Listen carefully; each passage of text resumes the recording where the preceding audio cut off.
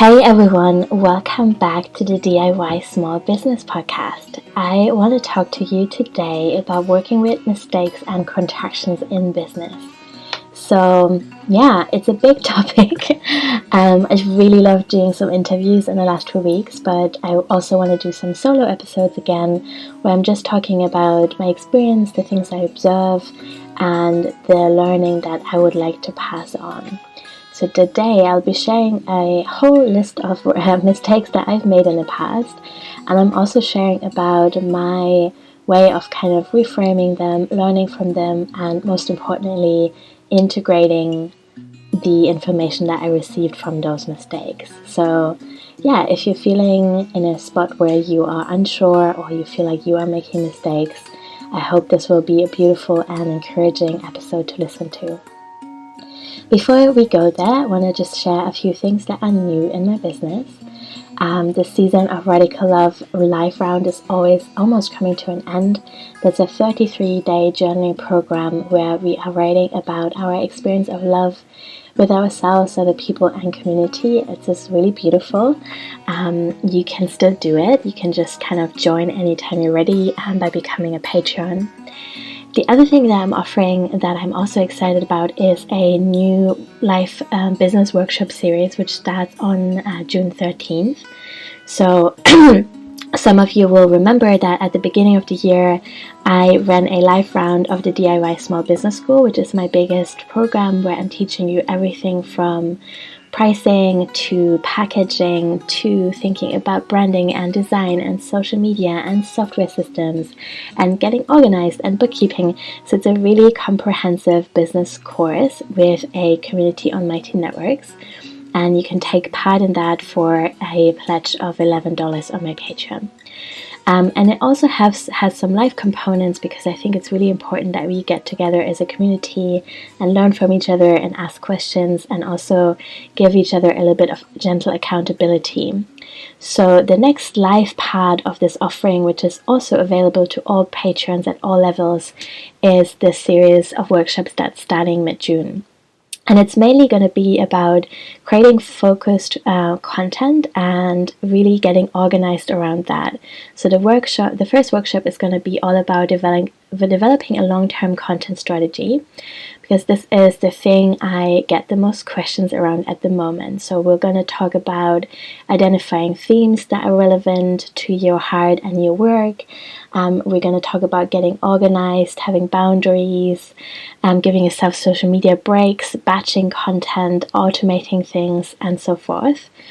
The second workshop on June 24th is going to be about podcasting, blogging, and collaborations as an alternative to the social media hustle, because I know so many of us are really feeling exhausted sometimes around this pressure to always show up and always post and always be there with good answers. And also about the algorithms that are constantly changing, and it's just really hard sometimes to stay on top of that, I think. So I'm offering this workshop to talk about alternatives. I really want to think about creative collaborations. I will share how I've started podcasting and blogging and how you can do the same. The third workshop on July 4th is going to be about finding your voice and telling your story, which I think is also really important and interesting. So we're going to talk about authenticity, boundaries, vulnerability, privacy, and communicating with people that care and creating these spaces that feel really caring as well. And then the last workshop in the series will be July 16th, all about getting organized and loving spreadsheets, because I fucking love spreadsheets. Like, it's no one's business. I love them so much. I've just shared one. It's shit. So I'm going to share a whole range of spreadsheets that I use to run my business and to plan things and strategize and daydream for the future. And I hope they'll be serving you as well. So I will also talk to you about how you can integrate them into your own life, how they can be useful, and how maybe you can change your perception of them if you're someone who is kind of bored and annoyed with them. I totally feel you. I used to be that person. Now I love them, and I want to talk about that. Yeah. So you can take part by becoming Patreon at any level. So you can pledge $3 to get access to those 4 workshops you can cancel anytime. And if you do want to do the DIY Small Business School as well, you can pledge $11. So yeah, thank you so much for your support. And now we're going to talk about failing. Yay! So, where to even begin? So I think the first thing that I want to say about thinking about contractions in business and making mistakes in a positive way is that it's really, really important to first celebrate your wins. Because when you're nurturing your confidence and self-esteem with a steady and gentle reminder of all the beautiful things that you have already achieved, it's going to be way easier to engage with your mistakes in a constructive way. And there's a couple of practical things that I love doing with that. So the first thing is, of course, to ask for feedback, especially if you feel you've done a good job. Just ask if people can write you a testimonial, if they have any feedback that you could take in. And what I would also invite you to do is to have a feedback folder. So I have one in my email account where I'm collecting emails or screenshots of direct messages or comments that I got that were really heartfelt and beautiful. And when I'm feeling a little bit down or unsure about myself, I just revisit that folder, and that's incredibly helpful.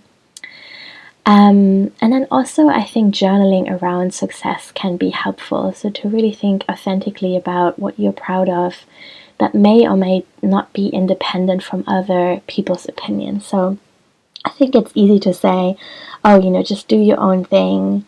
But sometimes we are proud of people, of the things that other people have praised us for. And that is, I think, also totally valid.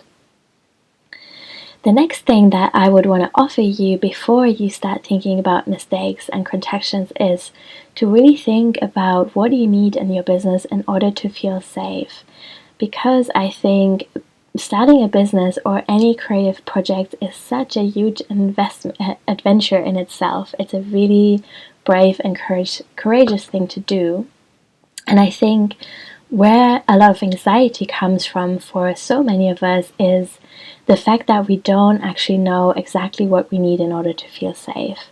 And that could be about money. It could be writing down the minimum amount that you need each month in order to feel safe.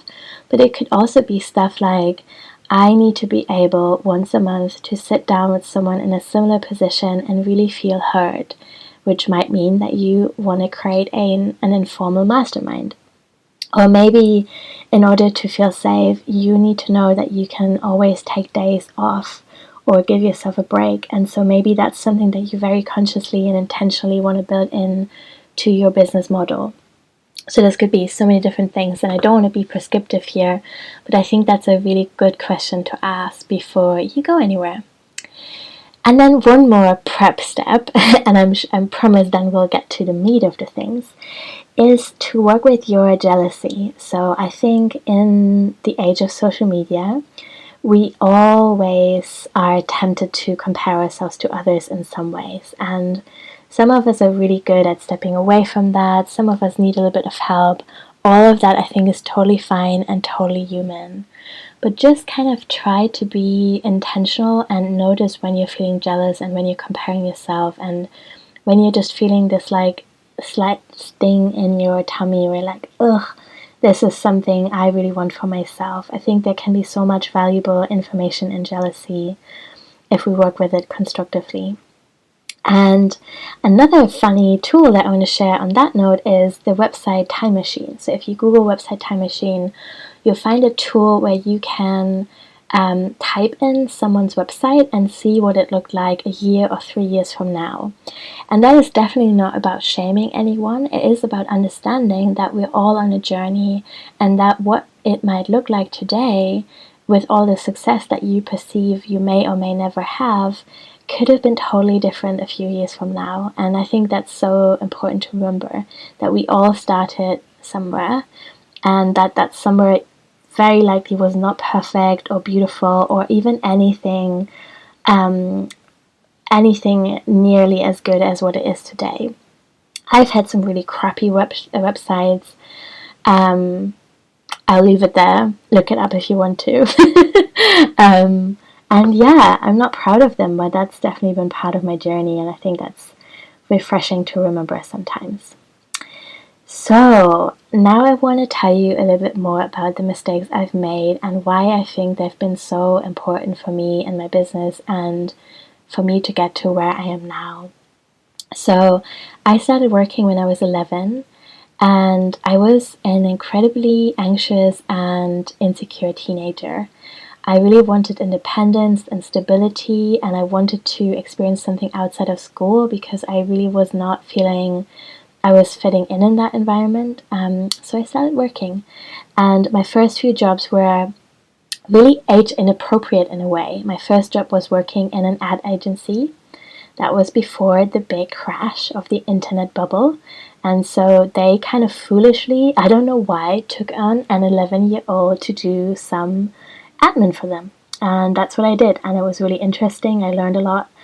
And then I went to do other jobs, like I worked at a hairdresser, I was a babysitter, I worked in a restaurant at times, which was incredibly stressful and really not suitable for my nature, I would say. But anyway, I did those jobs, and what I perceive in a way as a mistake now, but I can have compassion with, is that I spent all my money on clothes because I was so insecure and really wanted to fit in and look like everyone else.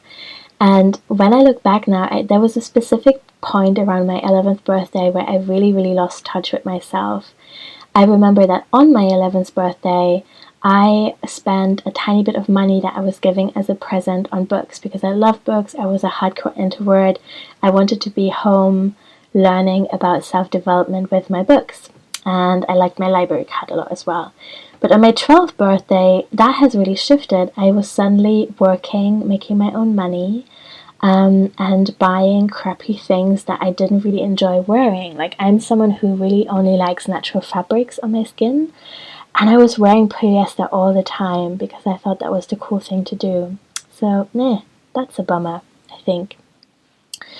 And I think the reason I'm telling this is that I was putting energy out, trying to make something happen for myself, but I was really out of touch with my desire in the first place. So that, I think, is such an important first step for any small business owner, to really get in touch with why you want to do this and to make sure that that's an authentic desire that's going to serve you in the long term and that goes beyond just wanting to wear what everyone else is wearing.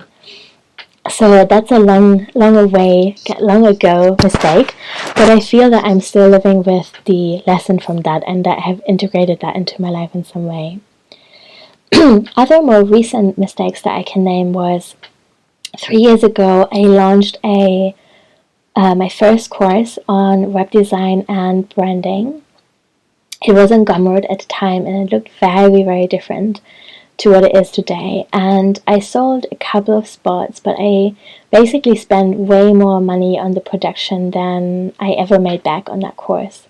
So that could easily also be perceived as a mistake, but I feel that that was incredibly important for me to understand that I really love teaching and that I'm really passionate about what I'm teaching, and B, that it's worth investing in good software to create good, easy to navigate spaces that are fairly accessible and that really nurture community. I fucking love being on mighty networks now, but that a lot of the other stuff that I spent money on at the time really was just vanity. So for example, I didn't want to shoot at home those videos because I just had very little space, the lighting wasn't good, so I hired a hotel room that looked professional to me. And so this is where I shot, and it was really difficult because I had it for only 24 hours and there was so much pressure in getting all these videos done, and the videos that I now offer in my courses are all done at home. You can see that I'm way more comfortable, and the point is that I'm getting the message across. Like, I will definitely update them as the summer evolves because things change, I have new perspectives, maybe I can create better lighting, I don't know. but the point is that I don't really need to be in a hotel room for you to really get what I'm trying to say. And so this is, again, I think something around priorities and feeling that I get to be myself and that that's enough, that I've learned there. Another really common mistake that I feel many of us are making are underpricing our work and then feeling resentful. So I can name a couple of specific times where I've done that, where in the first 3 years of my businesses, I was maybe feeling a bit desperate for the next client. I didn't have anything booked, and I pitched a price that was under the value of my work, which I think is such a complex and impossible concept in itself anyway, because it's really hard to actually say what is anything ever worth, but just to say I understand the flaw of this concept, but also the reality was that I was quoting less than I needed and wanted to make, and it made me feel resentful, and I still had to show up and do a really good job and deliver what I had offered. And it just taught me so much about valuing my own time and being able to communicate something that's sometimes difficult and awkward to communicate, which is pricing. But again, something so important to learn. And I'm just naming all these mistakes and the things that I've learned from them, because I want you to feel that you're not alone with these mistakes and that they are actually incredibly valuable. The next thing I think, which is more a theme than a specific mistake, is comparing myself and adopting other people's ideas of success. Again, I think that's something that we all do, especially at the beginning. It's incredibly hard not to do that. And it is quite an awakening to realize where you've been kind of out of touch with what you really wanted yourself. But again, such a beautiful opportunity to shift and learn what can work better for you. Another example is overbooking myself and learning my limits, and sometimes the really, really hard way. So just like taking on too much work, making promises for deadlines that were incredibly hard to keep. And I'm someone who has a really, really difficult time not meeting deadlines. And in a way, I'm proud I am reliable. That's important to me. I hardly ever cancel anything. I will work weekends and evenings if I have to. There's really only in the last 4 years have been a few deadlines that I haven't met. But at the same time, that can be bad for my health. And it's not good for my creativity. It's not sustainable. And I think overbooking yourself out of anxiety that there might not be enough in the future if you don't take this work is really difficult as well, and something really positive to become aware of. Finally, I'll say another mistake I've often made is not communicating my boundaries clearly enough, and finding myself in situations where an audience or a client or really anyone felt entitled to something I wasn't prepared to give. So that could be time or information or energy that just wasn't part of the contract, but where it wasn't specifically spelled out that was not the case. And luckily that's not something that has happened in a really long time, because I have become better at really communicating what I'm offering, what I'm not. But again, I think that is a valuable mistake to make in the beginning. I also want to share something that I needed a few months to talk about because I wanted to share about it when I wasn't really in this experience anymore. So in February and March this year, recording this in 2019, I had a bit of a difficult time in my private life, and I don't want to go too deep into the details of that. But just to say, it was really difficult. There were different problems coming at me from different angles, and I was feeling quite overwhelmed. It was also the end of winter in the UK, which is a time that's often quite physically depleting. There's not a lot of daylight. Like winter is difficult, I think, but Christmas at least, I go home for the holidays. It's all very exciting. That's my birthday in November, my sister's birthday in December. So I feel like there's this festive period, but then there's kind of this dip of like, oh shit, it's just cold now, but not even in an exciting way. And I also felt like a particularly dark winter in the UK. So anyway, I was feeling just not very creative, if I'm honest. And I went quiet on social media a bit, and there was a period where I wasn't really podcasting very much. I was kind of doing the bare minimum in terms of creative output. I was still working with my clients, and I was meeting my deadlines, I was doing my job, but I was just not able to do anything that wasn't essential for a couple of weeks or a month. And I noticed that my Patreon contracted for the first time. So I've had it for almost a year and a half now. and it's been such a beautiful journey. I learned so much from it. There's a separate episode about building a Patreon if you want to listen to that. But I'll just say a quick recap. I'm so glad that I decided to no longer launch my programs and to instead build long-term, ongoing, mutually rewarding relationships with people where I am saying, hey, I'm pledging to teach you everything I know about this. I'll be in community with you. We will work together and learn together. And people are pledging financial support to sustain me in return. That feels really beautiful to me. And so I think I've been really lucky in how my Patreon has grown over time, where it now is a good chunk of my income, which means that I can spend a good chunk of time on creating free things like this podcast or my other podcasts or social media posts or workshops or the low-cost courses and webinars that I'm offering.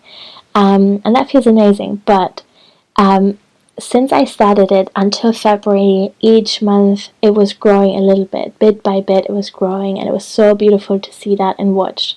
And then suddenly it dipped, and I don't, there's so many different reasons for why something can just kind of take a dip, why people might drop out of something or change their mind, which is 100% valid. Like, I really don't want to guilt trip anyone here for canceling that pledge. It's 100% okay. But there was just like this collective trend where I was seeing the numbers decline because I wasn't able to put so much out there and keep people excited about my work. And I really have to say that was something that I was sitting with for quite some time. It affected my confidence in a way. I was questioning whether that business model was really right. And I was also just a little bit frustrated with this pressure to always perform and show up and be positive, because that's not something that I could do at the time. And I found peace with that. Like, my Patreon has grown again now, which is really exciting. I'm really excited about this workshop series that I'm offering over the summer month. I have so many other ideas. I really love doing the season of Radical Love. I love the Mighty Networks community that I'm building. And I'm going to be more gentle with myself in those periods of time. I'm going to plan ahead. I'm going to create some content that I can put out when I just don't feel like creating anything. And I'm just going to be with the truth that infinite growth and constant expansion is not a thing. I think capitalism is trying to make us think that's a thing we should want, but it's actually totally natural and normal to experience cycles of contraction and sleep, like just like the seasons and the plants and the trees go into hibernation, so do our businesses sometimes. And I think when we embrace that and work with it constructively, we kind of come out of these periods with so much more authenticity and ideas and a connection to who we are as people. So the season of Radical Love, for example, was born out of me noticing that in that time, in February and March, I was really, really holding on to my daily practices of meditation and journaling and dancing a bit, and that was so helpful, and I really wanted to share that with other people. So that's why I created that program. So glad I did that. But I think we really need to learn to allow ourselves these periods of rest and to not freak out and panic when sometimes maybe people will cancel something or not be as excited. And yeah, I think there is a lot to be said for what we expect from people that create content that we can maybe talk about. So I know for myself that I'm more enthusiastic or more likely sometimes maybe to buy from someone who appears to be having a life that I would want to have. And that has a lot to do again with lifestyle, marketing and brands and all that. But I think it's really beautiful to connect with each other as real people with real struggles and ups and downs and all that. And I think we all have a responsibility to think about that and think about how we are consuming media and how we are responding to those kinds of things. So again, I totally really don't want to shame anyone for dropping off my Patreon in February. Totally cool. But and also I think it is valid to want to support people that bring exciting stuff out, and at the same time we can have compassion for ourselves when we are in periods where that's not possible. That's all I'm trying to say here. So yeah, let me know how that felt for you. I'm glad I got to share some mistakes that I've made. That felt really good. I want to be more transparent about that kind of stuff, and I'm here if you have any questions, and I hope you're feeling encouraged in some way. Thank you so much for listening.